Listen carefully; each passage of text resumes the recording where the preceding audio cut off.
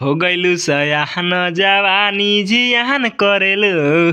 हो गइलू सयाहन जवानी जियान करेलू।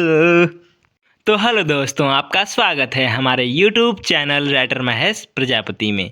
तो दोस्तों, आज हम एक न्यू ट्रैक लोकगीत रोमांटिक सॉन्ग लेकर आए हैं जो काफ़ी अच्छा मैटर है, मार्केट में बजने वाला मैटर है, हिट होने वाला मैटर है। तो चलिए स्टार्ट करते हैं बिना समय गवाए मुखड़े के साथ। लाखों लइका करत बाड़े तोहार पीछा, हमर पूरा दे तू जान तू इच्छा। अरे लाखों लइका करत बाड़े तोहार पीछा, हमर पूरा दे तू जान तू इच्छा। बतिया ना हमार ध्यान धरेलू, बतिया ना हमार ध्यान धरेलू। हो गइलू सयाहन जवानी जियान करेलू। हो गइलू सयाहन जवानी जियान करेलू। अंतरा फर्स्ट हाई स्टेटस के करेलू डिमांड हो, लागता कहीं करईबू तू कांड हो।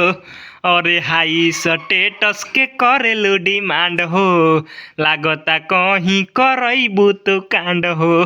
बुझ मजबूरी काहे हैरान करेलू, बुझ मजबूरी काहे हैरान करेलू।